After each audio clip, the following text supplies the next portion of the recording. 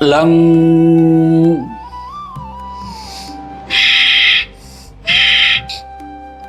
వం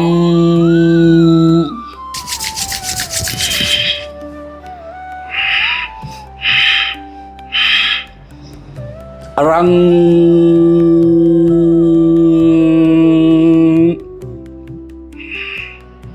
హర హర గురుదేవ్ రక్ష రక్ష మహాదేవ్. ప్రేమస్వర దివ్యాత్మ స్వరూపులైన మీ అందరికీ శ్రీకంఠ శ్రీ సదాశివుని అనుగ్రహం సిద్ధించుగాక. శివలింగము అంటే సంపూర్ణంగా అగ్నితత్వం. ఇడ పింగళ, సూర్యుడు చంద్రుడు, అలాగే అగ్ని. కుడివైపు ఉచ్ఛ్వాసలు, ఎడమవైపు ఉచ్ఛ్వాసలు, సుషమ్న ఉచ్ఛ్వాస, ప్రాణశక్తి. సాక్షాత్గా ప్రాణమే పరమేశ్వరుడు. ప్రతినిత్యం కూడా పరమేశ్వరుడు తాండవం చేస్తున్నాడు. ఆ తాండవం ఆగిందా సృష్టి చరాచరం ఆగిపోతుంది. ఆ తాండవంతా జరిగేటప్పుడు సకల లోకాలు లయమైపోయినా ఆ తాండవం ఆగదు. ఆ తాండవాన్ని సాక్షిగా చూస్తుంటుంది పరాశక్తి. మహాప్రళయ తాండవ సాక్షిని పరాశక్తి.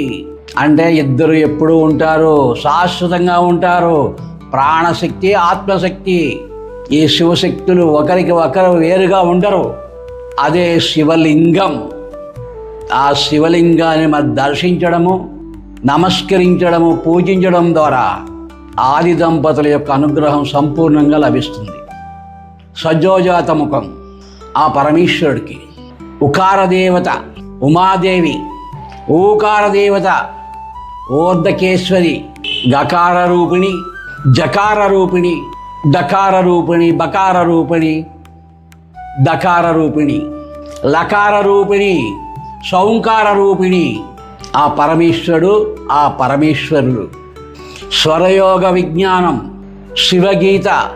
పరమేశ్వరుడు పార్వతికి చెప్పినటువంటి శివగీత రహస్యం. శివస్వరోదయం, శివస్వరో ఉదయం అనే రహస్యం తెలిసిన జ్ఞాని, సిద్ధ పురుషులు, గురువులు ఈ భారత భూమి మీద ఎవరన్నా ఉన్నారు అంటే, అట్లాంటి సిద్ధ గురువు దొరికిన వారు ఎవరన్నా ఉన్నారు అంటే మహాచక్రవర్తులు. 18 అక్షోణీల సైన్యం, బలం, రథాలు, గుర్రాలు, ఏనుగులు, సైన్యంతో ఉన్న చక్రవర్తికి ఎంత బలంగా ఉంటుందో అలాంటి గురువు దొరికిన వాడికి అంత బలం ఉంటుంది. ఇక అలాంటి గురువుకి ఇంకేమిటి, ముక్కోటి దేవతలు, ఇంద్రాది దేవతలు అందరూ కూడా అట్లాంటి గురువుకి నీరాజనాలు ఇస్తుంటాయి. దశ, అంతర్దశ, సూక్ష్మదశ, సంధ్యా సమయం, గ్రహాల సంధి, నక్షత్ర సంధి, స్వరయోగ సంధి. ఆ సంధి కాలాన్ని ఎరుకతో తెలుసుకున్నవాడే సిద్ధ పురుషుడు, స్వరయోగ రహస్య విజ్ఞానం ఉన్నవాడు. వాడికంటే గొప్పవాడు ఈ భూమి మీద మరొకడు పుట్టలేడు. ఎందుకంటే సాక్షాత్తుగా పరమేశ్వరుడే ఆయన. అట్లాంటి జ్ఞానిని, అట్లాంటి సిద్ధ పురుషుణ్ణి మనం ఆశ్రయించి త్యాగము ద్వారా, సమర్పణ ద్వారా మనకున్న అనేక జన్మల కర్మలు తొలగించుకుని ఆ పరమశివుడైన సద్గురుని ఆశ్రయించి ఈ జ్ఞానాన్ని సేవ ద్వారా, భక్తి ద్వారా, జ్ఞానం ద్వారా, ఉపదేశం ద్వారా మనం పొందినట్లయితే అన్నీ సిద్ధిస్తాయి. త్యాగం కావాలి, త్యాగము, దానము కావాలి. ఎందుకు అంటే 84 లక్షల రకాల జీవరాశులుగా పుట్టి చివరగా మనం మానవ జన్మెత్తాం. మానవ జన్మలో మాత్రమే 84 లక్షల రకాల జన్మలలో చేసిన కర్మ, ఆ జంతువులుగా ఉన్న కర్మ ఈ మానవ రూపంలోనే అనుభవించాలి. ఆ మానవ రూపంలో ఉన్న కర్మ, సంచిమితలో ఉన్నటువంటి కర్మని కొంత ఇప్పుడు ఈ జన్మలో ఆగామిగా అనుభవిస్తాం. ఆగామిగా అనుభవిస్తున్నటువంటి ఈ కర్మ అనుభవించినట్లయితే నువ్వు సంచితులో కర్మ ఎంత నువ్వు అనుభవించు అంత తరుగుతుంది. కానీ నువ్వు ఆ పని చేయట్లేదే, నీకు సమర్పణ లేదు, త్యాగం లేదు. ఎందుకంటే సంప్రాప్తాన్ని నువ్వు అనుభవించట్లేదు, ప్రయత్నం చేస్తున్నావు, మళ్ళీ ఆగామి కర్మ నీకు వస్తుంది. ఆగామి కర్మకి చేరి ఈ ప్రారంధంలో సంచూతలో మళ్ళీ ముడిపడుతుంది. మళ్ళీ జన్మకు కారణమవుతున్నావు, అశాంతికి కారణమవుతున్నావు. అందుకే త్యాగం చేయడానికి పరమేశ్వరుడు గురు రూపంలో ఉన్నాడు. గురువుకి సమర్పణ చెయ్యి, త్యాగం చెయ్యి, సరెండరింగ్. నువ్వు ఆలోచించడానికి కానీ, వినడానికి కానీ, చూడ్డానికి కానీ గురువు అనుమతి లేకుండా మనకి ఏది సాధ్యం కాదు. అది అర్థం కావాలంటే త్యాగము, దానము అవసరం. అప్పుడు నీ మనసు శుద్ధి అయ్యి, గురువు చెప్పింది అర్థమయ్యి, నువ్వు చేయవలసినటువంటి నిర్ణయానికి నీ పుణ్యం తోడవాలి. సద్గురువులకి, మహాత్ములకి పాత్ర ఎరిగి, సమయం ఎరిగి దానం చేయడం ద్వారా, త్యాగం చేయడం ద్వారా నువ్వు శుద్ధి అవుతావు. ఒక మహారాజు గారు అడవిలో ప్రయాణం చేసి వేటకు వెళ్ళారు సైన్యంతో. ఆ వేటలో అడవిలో దారి తప్పాడు. సైనికులు పక్కకి వెళ్ళిపోయారు. రాజు ఒక్కడైపోయాడు. మధ్యాహ్నం అయింది, ఆకలి చేసేస్తుంది. అక్కడ ఒక గుడిసె కనిపించింది. ఎవరన్నా ఉన్నారా, దాహం వేస్తుంది, మంచినీళ్ళు కావాలి అన్నాడు. ఆ గుడిసెలోంచి ఒక పెద్ద ఆయన వచ్చాడు. బాబు, నేను ఈ రాజ్యాన్ని చక్రవర్తిని, నేను ఆకలి వేస్తుంది, దాహంగా ఉంది, తాగడానికి ఏమన్నా అయ్యి అన్నాడు. వెంటనే ఆ పెద్ద ఆయన గబగబా వెళ్ళాడు. ఆయన ఇంటి ముందు ఒక నిమ్మ చెట్టు ఉంది. గబగబా ఒక నిమ్మకాయ కోసాడు, గ్లాస్ తీసుకున్నాడు, ముక్కలు చేశాడు, అందులో పిండాడు. ఆ గ్లాస్ ఎండిపోయింది ఒక్క నిమ్మకాయకి. గబగబా ఆ రసం తీసుకొచ్చి మహారాజుకి ఇచ్చారు. ఆ మహారాజు గడగడా తాగుతున్నాడు. తాగేటోడు ప్రాణం లేచి వచ్చింది, శక్తి వచ్చింది, చాలా ఆనందపడుతున్నాడు. తాగుతూ తాగుతూ ఆయనకు ఒక ఆలోచన వచ్చింది. ఏంటి ఆలోచన అంటే, నా రాజ్యంలో నాకు తెలియకుండా ఈ అడవిలో ఈ పెద్ద ఆయన దిక్కు మొక్కు లేకుండా ఉన్నాడే పాపం. అడగగానే నాకు రసం ఇచ్చాడే, నా దాహం తీర్చాడే, వీడికి నేను ఉపకారం చేయాలి అనుకున్నాడు. ఈ ఆలోచన, ఈ రసం పెండడానికి కాయ కోసేటప్పుడు ఈ ఆలోచనలో ఉన్నాడు మహారాజు. ఈ పేదవాడికి నేను రేపు రాజ్యాన్ని పిలిచి సేవకులకు చెప్పి సహాయం అందించాలి.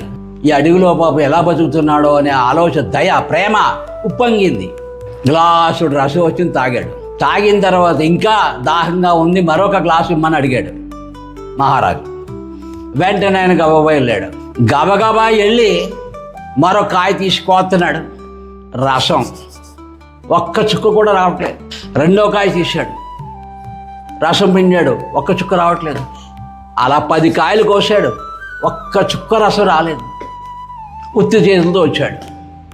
మహారాజా, మీ హృదయంలో ఏదో మార్పు వచ్చింది, ప్రకృతి అనుగ్రహించడం లేదు, మీకు రసం రాలేదు, మేము రసం ఇవ్వలేము అన్నాడు.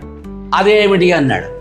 నేను ముందు ఇచ్చినప్పుడు మీ హృదయం పవిత్రంగా ఉంది, త్యాగబుద్ధితో ఉంది కనుక ప్రకృతి మీకు అనుగ్రహించింది. నేను ఒక్క కాయ పిండేటప్పటికల్లా గ్లాసు రసం వచ్చింది. నేను తిరిగి మళ్ళీ రసం తీసేటప్పుడు 10 కాయలు తీసిన ఒక్క చుక్క రసం రాలేదంటే మీ హృదయంలో కల్మషం చేరింది. ఎందుకు అంటే మీకు స్వార్థం ఏర్పడేది, ఏదో మాయ, అందుకనే రసం రాలేదు, ప్రకృతి మిమ్మల్ని అనుగ్రహించట్లేదు అన్నాడు. రాజు ఆశ్చర్యపోయాడు. అవును, నిజమే మహానుభావ, నాకు నువ్వు ఇప్పుడు గురువే సాక్షాత్తుగా. ఎందుకంటే నువ్వు ముందు రసం ఇచ్చినప్పుడు అయ్యో పాపం ఈ అడవిలో దిక్కు లేకుండా ఉన్నాడే, ఇతనికి ఆధారం చెయ్యాలి అనే నా హృదయం కరిగిపోయింది. అది నిజం. తిరిగి మళ్ళీ నువ్వు రసం తీయడానికి వెళ్ళి దాహానికి అడిగినప్పుడు నా హృదయంలో ఒక ఆలోచన వచ్చింది. ఏమిటంటే ఒక్క క్షణంలో ఈ రైతు గ్లాసుడు రసం ఇవ్వగలిగాడే, ఇలాంటి ఎన్ని కాయలు పండుతున్నాయి ఈ చెట్టుకి, ఇతడు ఈ అడవిలో ఈ కాయలు అమ్ముకొని ఎంత ధనం సంపాదిస్తున్నాడు, ఒక్కరోజు కూడా నాకు పన్ను కట్టలేదే, వీడిని వెంటనే రాజ్యంలో పిలిచి పన్ను విధించాలి, శిక్ష విధించాలి అనే ఆలోచన వచ్చింది నాలోని. స్వార్థం, నా ప్రేమ తొలగిపోయింది, స్వార్థం వచ్చింది. త్యాగం తొలగిపోయింది, స్వార్థం వచ్చింది.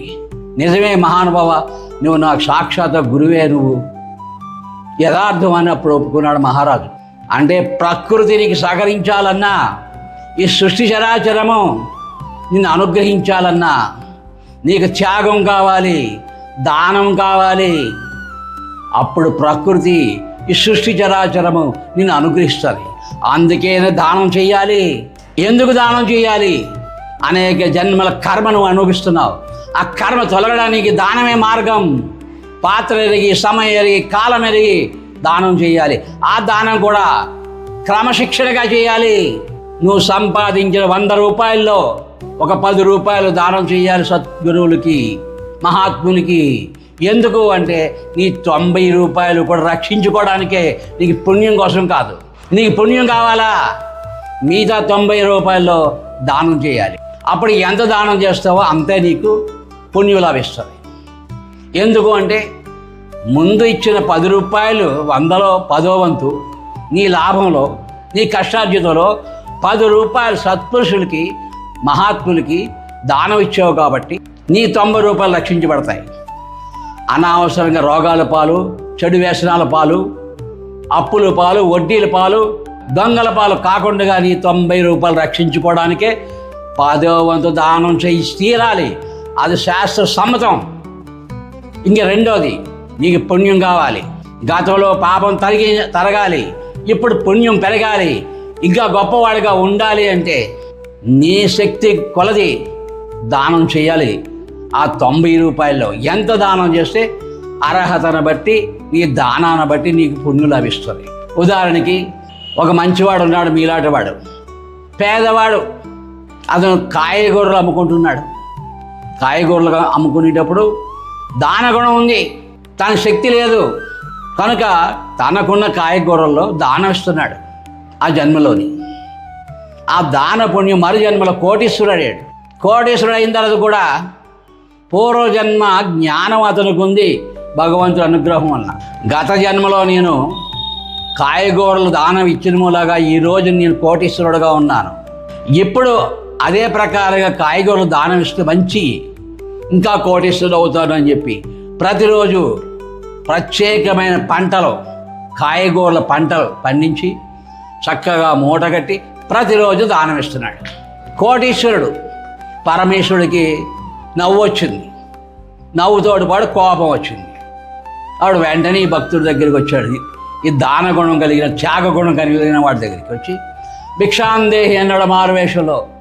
వెంటనే రండి బాబారు కూర్చోబెట్టి పాదాలు కడిగి నమస్కారం చేసి మంచి కాయగూరలు 10 రకాల కాయగూరలు మూట కట్టి చేతులు పెట్టి నమస్కారం చేశాడు. అప్పుడు ఇంకా పక్కపక్కనవి ఇంకా కోపంతో బుద్ధి లేదా అన్నాడు. ఏంటంటే మహానుభావ అన్నాడు, నీకు గతి లేదా? కాయగూరలు దానం ఇస్తున్నావు నాకు అన్నాడు. గతి ఎందుకు లేదని మహానుభావ, గతి ఉంది నాకు. కోటీశ్వరుని ఈ రోజుని గత జన్మలో నేను కాయగూరలు దానం ఇచ్చాను, అందుకని ఇప్పుడు కోటీశ్వరుని అయ్యాను. అందుకని ఇప్పుడు కూడా కాయగూరలు దానం ఇస్తే ఇంకా కోటీశ్వరుని అవుతానని అన్నాడు. అప్పుడు ఇంక నవ్వుకున్నాడు. అప్పుడు నువ్వు కాయగూరలని గతి, ఈ రోజు కోటీశ్వరుడు కాబట్టి నీ యొక్క శక్తికి కొద్ది దానం చేయాలి. అంతేగాని అప్పుడు కాయగూరలు ఇచ్చాం కదా అని ఇప్పుడు కాయగూరలు ఇస్తే ఉన్నది ఓడుతుందిరా నీకు. ఇప్పుడు నీ దగ్గర ఉంది కాబట్టి పేదలకు అన్నదానం చేయి, సత్రులు కట్టించు, పేదలకి వైద్యాలయం కట్టించు, పేదలకి విద్యాలయం కట్టించు, నీ ధనాన్ని ఈ రకంగా ఖర్చు పెట్టు. అప్పుడు ఇంకా నీ గొప్పవాడు అవుతావు. మరి వచ్చే జన్మలో మహాచక్రవర్తి అవుతావు కదా. ఈ జ్ఞానం లేదా నీకన్నా పరమేశ్వరుడు అన్నాడు. ఆ తప్పు తెలుసుకున్నాడా ఆ త్యాగి, ఆ దాన గుణం కలిగినటువంటి ఆ దాని. ఇలా త్యాగము, దానము మనిషి జీవితానికి అవసరం. తద్వారా నువ్విచ్చినటువంటి దానంలో, నువ్వు ఇచ్చిన త్యాగంలో 10 మంది అనుభవిస్తారు కాబట్టి నీ కర్మ తొలుగుతుంది, నీకు పుణ్యము వస్తుంది, దినదినం అభివృద్ధిగా ఉంటావు. దాన గుణములోని త్యాగ గుణంలో ఉన్నటువంటి అద్భుతమైన రహస్యం. హర హర గురుదేవ్, రక్ష రక్ష మహాదేవ్.